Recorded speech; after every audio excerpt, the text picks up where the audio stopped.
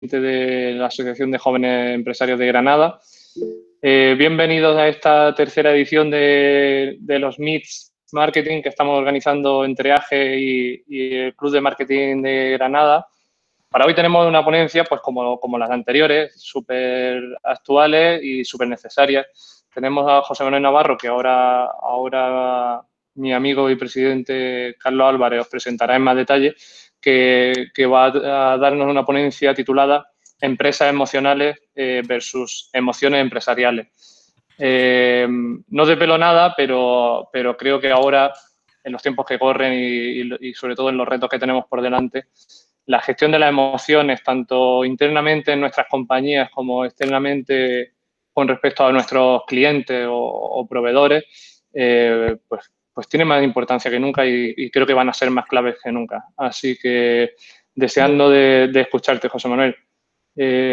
Carlos, compañero y presidente del Club de Marketing, es tu turno para presentarlo. Muchas gracias a todos. Muchísimas gracias, querido amigo José. Muchísimas gracias a todos y a todas las asistentes. Muchísimas gracias, José Manuel, también por tu ponencia. Es complicado presentar a José Manuel y no estar durante 30 minutos hablando de él, no solo por el currículum, sino por la excelente persona que es.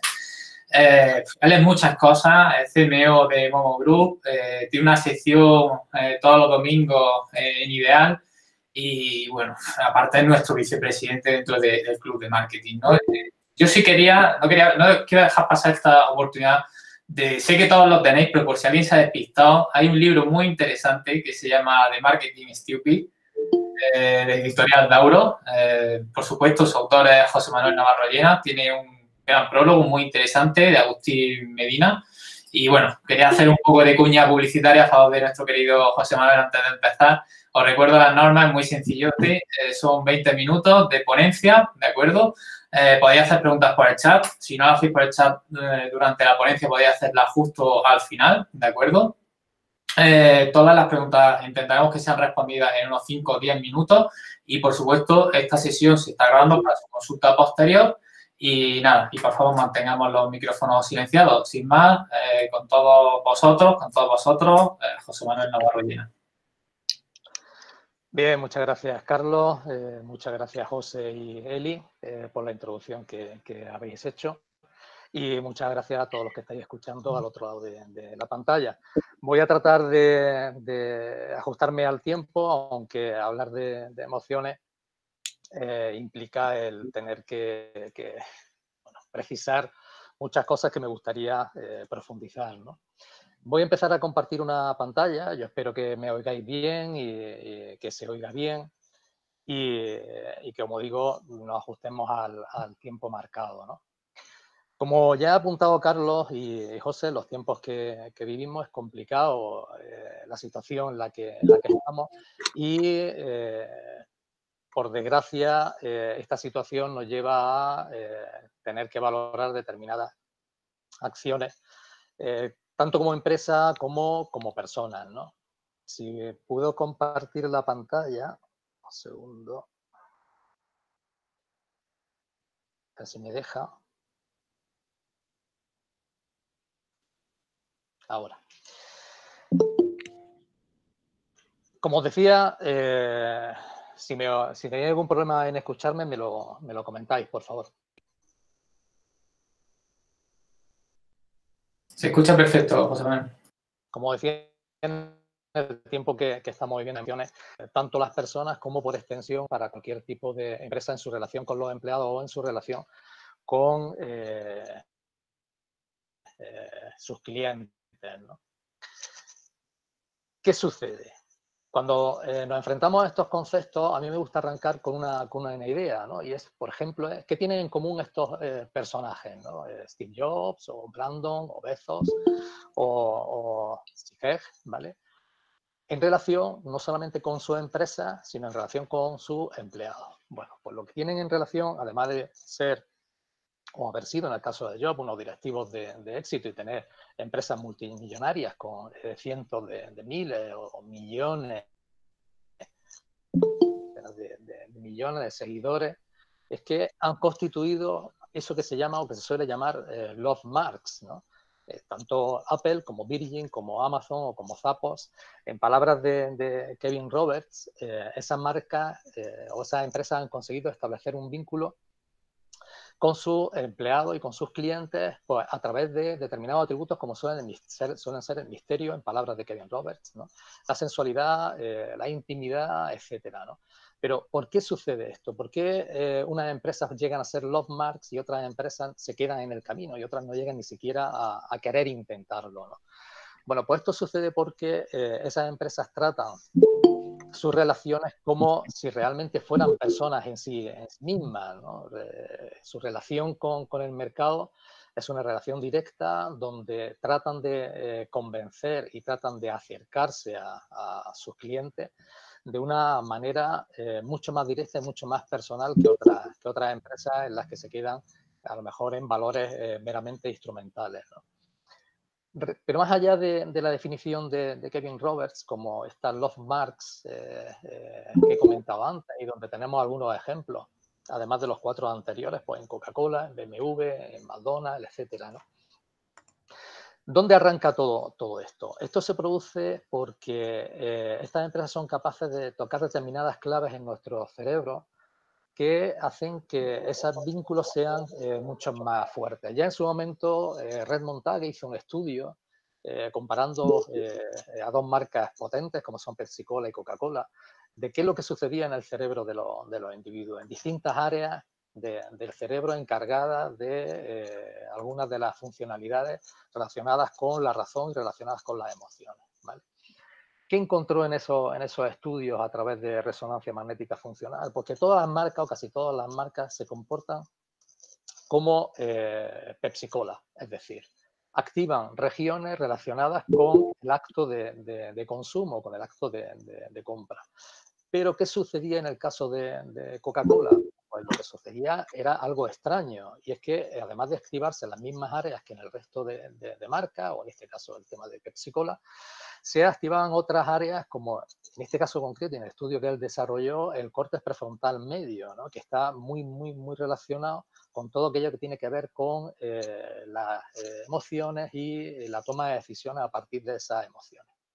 Estudios posteriores que se han ido realizando y completados finalmente por un autor que supongo que conocéis, que es Martin Lindstrom, viene a resumir todos los trabajos anteriores, pero apunta algo más. Y es que estas love marks, estas empresas, lo que hacen es que lanzan su marca como si de una religión se tratara, y se activan además todas las áreas que están relacionadas con esos vínculos de fe que tienen los creyentes en una religión, sea del tipo que sea, ¿no? Esas áreas al activarse, bueno, lo que hace es que determinan el comportamiento de la persona o la conducta frente al hecho de consumo, ¿no? Ha habido muchas teorías en torno a esto y cómo las emociones se construyen en nuestro cerebro en varios modelos. Uno es el modelo hemisférico de Hermann, en el que se distinguía entre el hemisferio derecho y el izquierdo, de tal manera que el derecho asumía las tareas relacionadas con la creatividad, con la emoción, etcétera, y el izquierdo se relacionaba más con las tareas relacionadas con la racionalidad, con la capacidad matemática, etcétera, ¿no? Bueno, eso ha ido evolucionando y de ese modelo pasamos a otro modelo, como es el modelo de cerebro triuno de Paul MacLean, en el que distinguía 3 cerebros y los podíamos asemejar a esa pirámide de necesidades de Maslow, ¿no? Donde las más básicas estaban reguladas por el sistema reptiliano, ese cerebro primitivo que tiene que ver mucho con nuestro presente. Todas las que están referidas a afiliación y reconocimiento tienen que estar reguladas por el sistema límbico, que es donde se modulan las emociones y ese estado intermedio que hay en el cerebro, justo entre el sistema reptiliano y el sistema del neocórtex. Y esa zona regula todo lo que es nuestro pasado, porque además en esa región del cerebro también está el hipocampo, ¿no? Que es la zona maestra, donde está el director de orquesta para recuperar los recuerdos, ¿no? Y por encima, todo lo que está referido con la autorrealización, bueno, digamos que de alguna manera está regulado por el neocórtex o esa zona más moderna de nuestro cerebro, más evolucionada y que además nos permite anticipar el futuro, proyectar tareas, etcétera, ¿no? ¿Qué ocurre? Que todos estos modelos giran en torno, para tratar de explicar qué es lo que sucede en el cerebro del hombre, giran en torno hacia la idea de que ese sistema límbico es el director de orquesta fundamental para que las emociones se disparen. Pero desde un plano de inconsciencia a un plano de conciencia, es decir, desde que se produce el estímulo hasta que tenemos una sensación interna, todo lo que sucede en medio son cambios orgánicos, son cambios fisiológicos, de los que somos totalmente inconscientes y que solamente pasan a nuestra conciencia cuando somos capaces de decir el nombre de esa emoción o de ese sentimiento. No estoy triste, estoy alegre, o estoy con ira, etcétera, ¿no? ¿Qué ocurre con las emociones? Pues que tienen mucho más poder para influir sobre la razón que cualquier otra cuestión, ¿no? Todos los miedos y todos los deseos que tenemos a lo largo de nuestra vida son los que juegan el papel fundamental en la toma de decisiones. Ya Antonio Damasio ha determinado que estamos en torno a un 90-95% del peso de las emociones en nuestra toma de decisiones y el resto básicamente es una situación en la que nos dedicamos a justificar lo que ya hemos hecho después de tomar nuestra decisión, ¿no? Estos procesos están implicados directamente con los procesos de memorización. ¿Por qué? Porque junto al sistema límbico está el hipocampo, que es ese regulador de la memoria. Por tanto, todo lo que esté relacionado con acciones o convivencias donde haya una alta emocionalidad se memorizará mucho mejor. Yo siempre digo que la enseñanza tendría que estar basada en sistemas emocionales. ¿Por qué? Porque hay solamente dos formas de aprender, o bien por emoción o por repetición, ¿no? Por repetición ya sabemos lo que es, ¿no? O sea, 1 por 1, 1, 2 por 2, 4, 3 por 3, 9, y eso repetido cientos de veces hace que se nos quede. Sin embargo, cuando se aprende vía emoción, es mucho más fácil que se nos queden esas reglas, ¿no? Por tanto, si somos capaces en la educación de establecer modelos donde los críos, los alumnos se emocionen durante el aprendizaje, serán mucho más capaces de aprender y retener los contenidos que tratamos de enseñarles, ¿no? Ese sistema también ayuda a entender el significado de las cosas y está muy influenciado por las percepciones, ¿no? Y finalmente, bueno, pues dicen que agrega la experiencia reciente al instinto básico de supervivencia. Una de las claves de la evolución es el sentir las emociones, porque es lo que nos permite huir ante el peligro, acercarnos ante algo que nos interesa o establecer vínculos a través de la empatía, ¿no? Además de estos modelos que hemos visto anteriormente, yo prefiero pensar que el cerebro no está compuesto por zonas compartimentadas, sino que es un totum revolutum donde todas las áreas interactúan entre sí y la cantidad de cientos de miles de millones de interconexiones que hay entre las distintas neuronas es lo que promueve nuestras capacidades de actuación a través de una percepción adecuada y una respuesta también adecuada a los estímulos que estamos recibiendo, ¿no?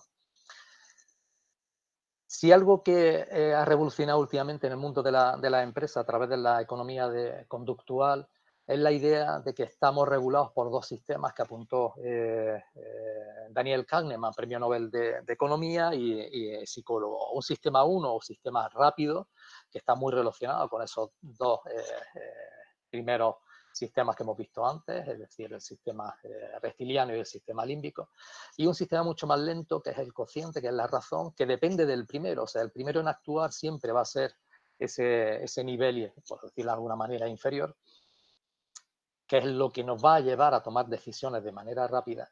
Y hay un segundo nivel que es mucho más lento y que va a remolque del sistema 1, ¿no? Esto en economía conductual se ha hecho muchos experimentos y se ha comprobado que la teoría de Antonio Damasio respecto de la emocionalidad de las personas a la hora de tomar una decisión, pues tiene una gran influencia, mucho más que la capacidad de racionalizar las decisiones, ¿no? Si nos fijamos en lo que son las distintas emociones que Paul Ekman ya definió en su día, como la sorpresa, la felicidad, el miedo, etcétera, o un gran abanico en función de la intensidad o en función de lo agradable o desagradable de esas emociones que se puede establecer, son múltiples las emociones que sentimos.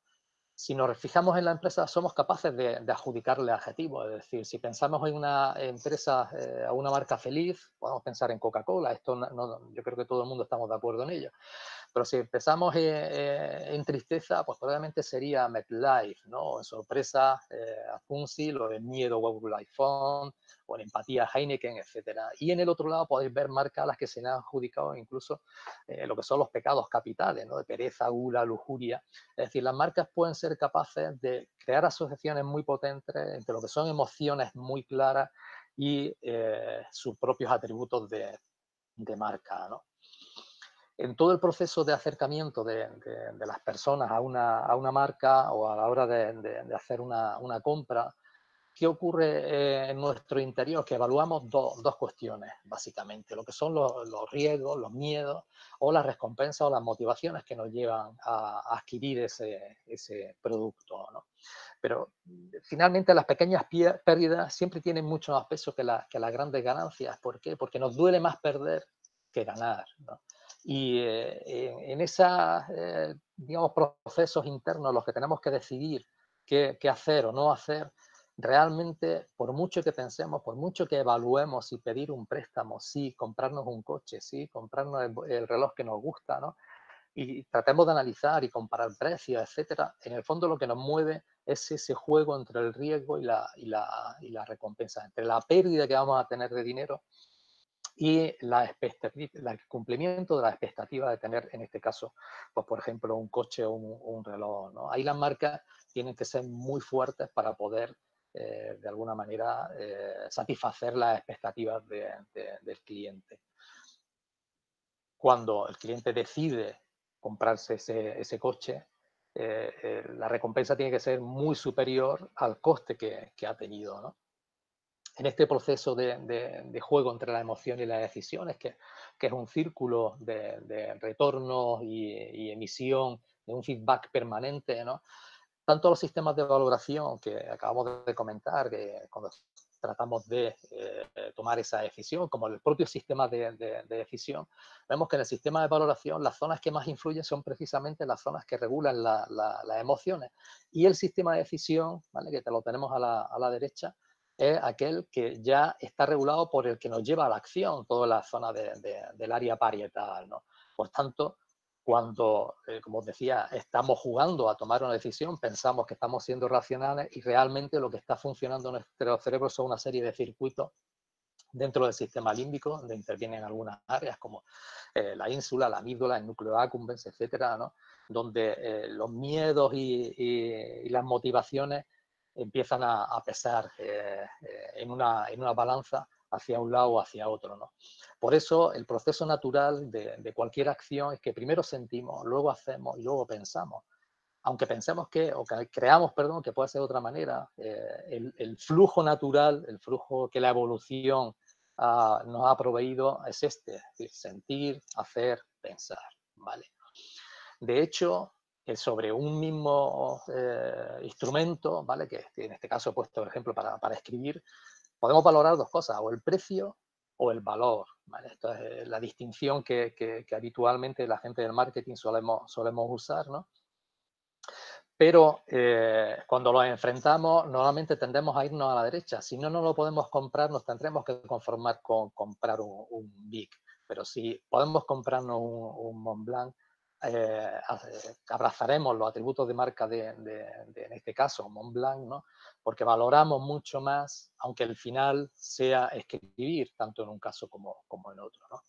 Ejemplos para la gente de marketing. Es mucho más fácil vender diciendo que podemos llevar 1000 canciones en nuestro bolsillo, ¿vale? Porque es esa magnífica recompensa a la que aspiramos, ¿no? Que, bueno, pues al final una valoración instrumental de tener algo digital y portable en nuestro bolsillo. Eso las marcas sabido jugar muy bien. Y por eso el crecimiento de estas marcas que hemos denominado antes los marks, ¿no?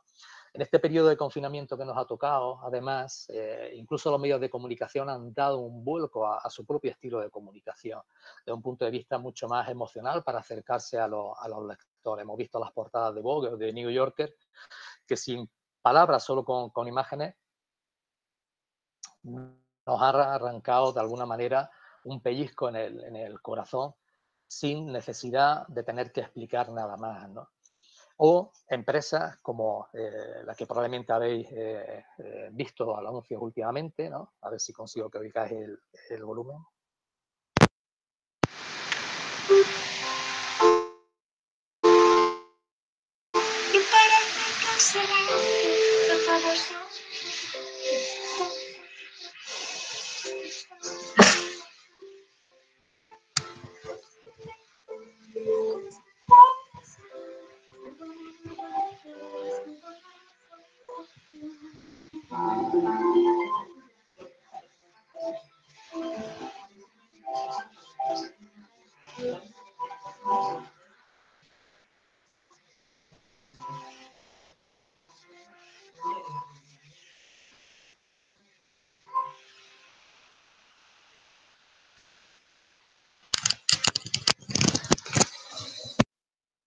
Una propuesta de una entidad financiera, Bankinter, y vamos a ver ahora la de BBVA que ha hecho durante el mismo periodo en el que estamos viviendo ahora mismo.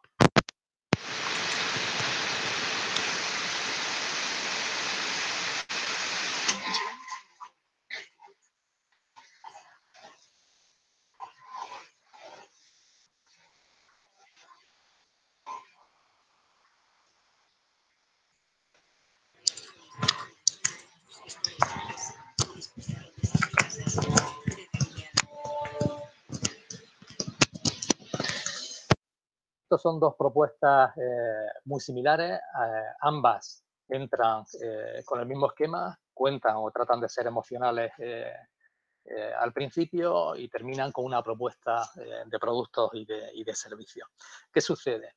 Curiosamente, en el estudio que hizo, que acaba de presentar Emo Insight hace muy poco, en el ranking de emocionalidad de los bancos españoles, ¿no? Pues vemos que en primer lugar está ING, en segundo Triodos, en tercero Bankinter, en cuarto BBVA, ¿no? Después de estas campañas, lo que ha sucedido ha sido que Bankinter ha pasado a primera posición, o sea, se ha comido el mercado, ha hecho una propuesta de valor tremendamente emocional, tremendamente importante, aunque tiene un pequeño fallo, es que al final trata de explicar qué es lo que quieren ofrecer, ¿no? Eso, como le dije hace poco a uno de los responsables de la campaña, esto es como cuando quieres enamorar a alguien y al final del día que ya has conseguido conquistarlo, le dices, bueno, y gano 1.500 o 3.000 euros al mes o los 6.000 euros al mes, tengo piso propio, tengo coche, tal, estoy sano y quiero tener hijos dentro de 2 años, ¿no?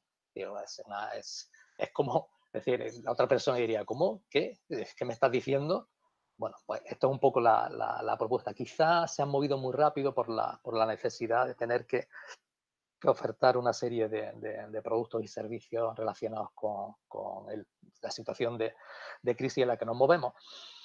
Pero Bankinter ha usado un lenguaje excepcional desde el punto de vista emocional, ¿no? Y de hecho, como digo, después de este informe ha dado un salto y está en la primera situación, ¿no?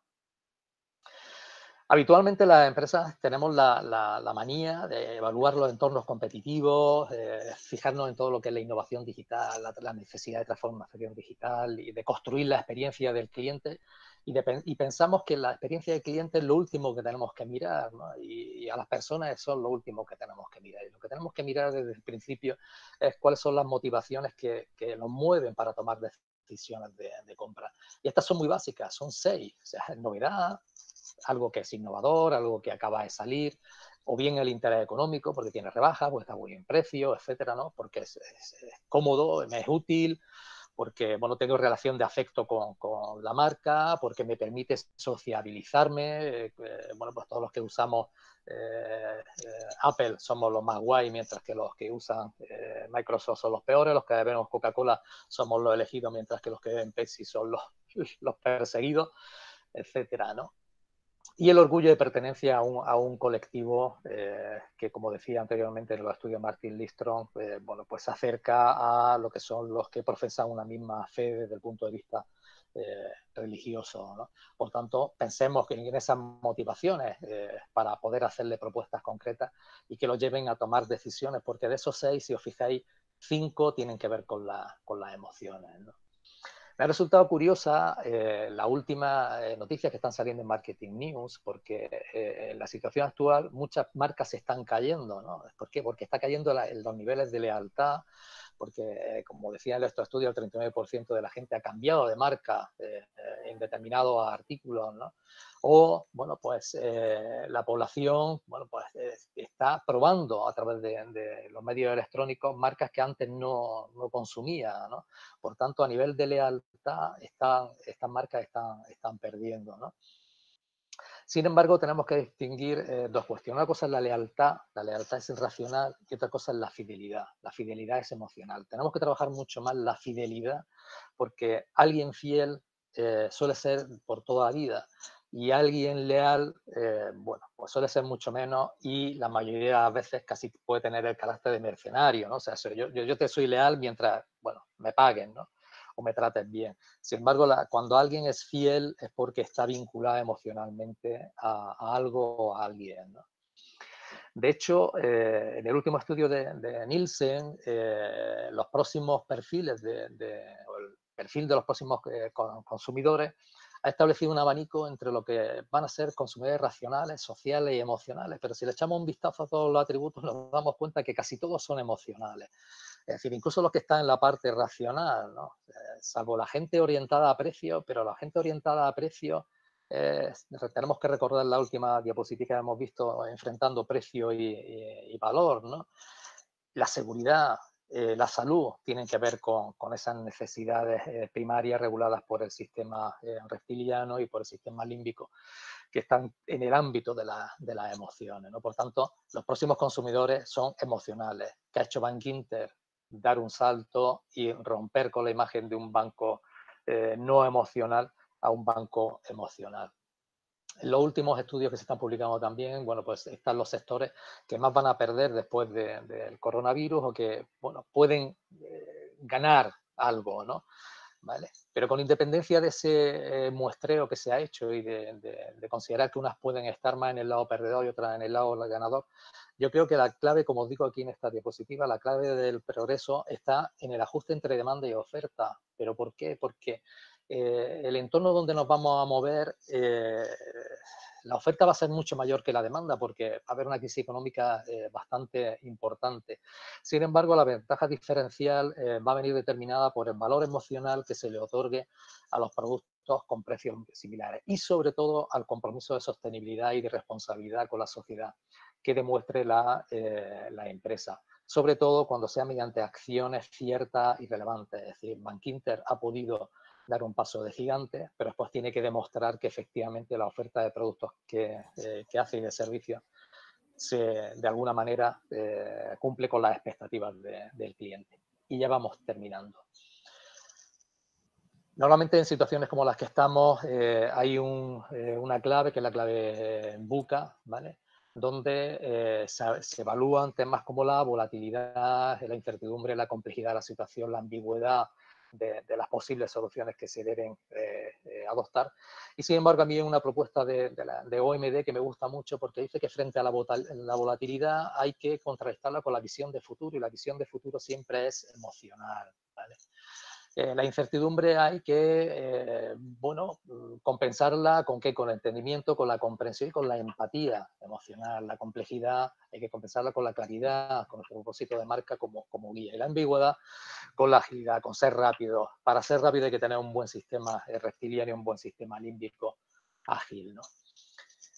Si pensamos y tratamos de recordar las 22 leyes del marketing, hay 7 que están referidas a lo que estamos comentando en esta sesión, ¿vale? Y que de alguna manera lo que nos hace la propuesta es, como decía Martín Arche, que hay que hacer el amor con las mentes de nuestros consumidores y sobre todo con la mente de nuestros empleados para que nos acompañen en este discurso, ¿no?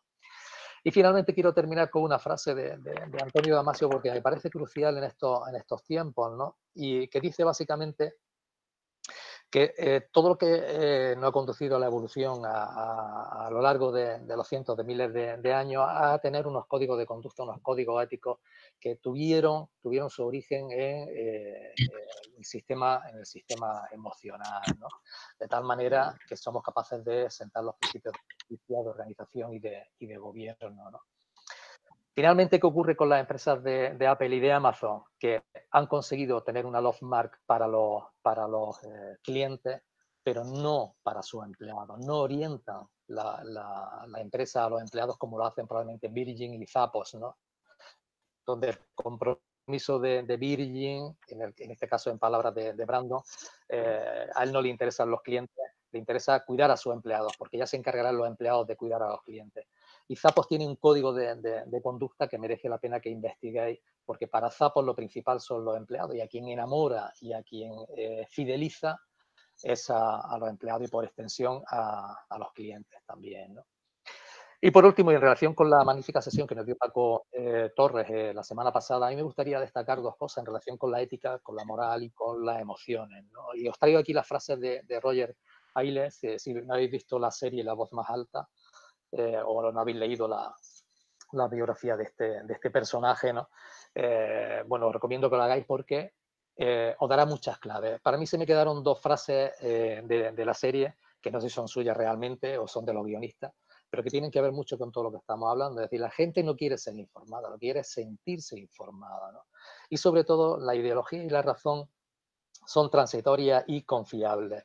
Solo las emociones perduran y son el pegamento que une a las personas. ¿Qué sucede? Pues que por eso funcionan las fake news, por eso funcionan tremendas situaciones como las que podemos abocarnos en un sentido, ¿no? ¿Por qué? Porque de todos los procesos que hemos estado comentando pueden surgir la verdad y el progreso científico, tecnológico, etcétera, ¿no? Pero también el engaño y los delirios masivos a través del manejo de las emociones de la gente, ¿no? Por tanto, estamos en esa situación en la que o tomamos la decisión de estar en la parte superior de la fotografía o tenemos que correr el riesgo de caer en la parte, ojalá que no, obviamente, de la parte inferior de la fotografía, ¿no? Bueno, y con esto termino la sesión. Espero que de alguna manera o haya sido interesante.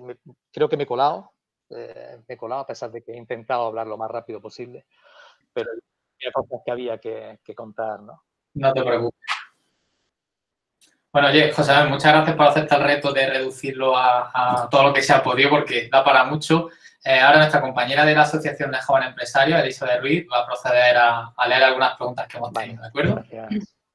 No, pues hola a todos. En primer lugar, muchísimas gracias por estar aquí con nosotros, a todos los asistentes, y a ti, José Manuel, por haber compartido esta fantástica presentación sobre neuromarketing. Y nada, por aquí tenemos una pregunta de Carlos Velasco, que nos dice: ¿dónde se pone la seguridad del producto y del consumidor? ¿Es ético que el usuario sea el coste de la compra?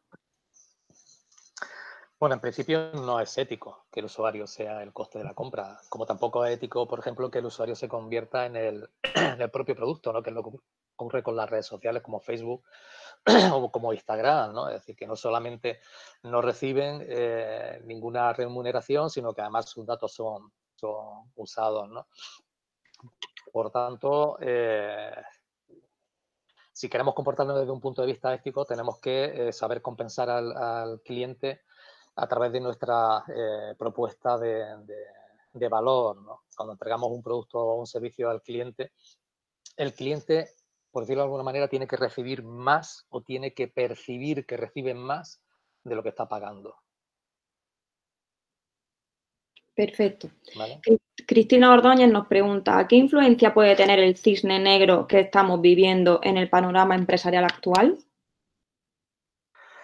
Bueno, el cisne negro es, bueno, como todas las crisis anteriores, un cisne que ha aparecido cuando en realidad no debería haber sido tal cisne negro, ¿no? Sino puede haber sido un cisne gris que lo viéramos venir, ¿no?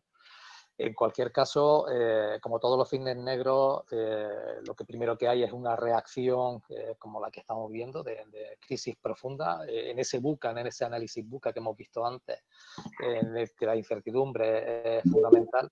A mí siempre que oigo hablar de cisnes negros, que es un libro también de Nassim Taleb, me acuerdo de otro libro que se llama Nassim Taleb, que es Antifrágil, ¿no? Es decir, frente a la fragilidad de las empresas, frente a estos cisnes negros, tiene que estar la capacidad de ser antifrágiles, o sea, de poder flexionarse como el junco y tratar de que la riada, bueno, cuando pase, nos permita volver otra vez a nuestra posición original, ¿no? Vale.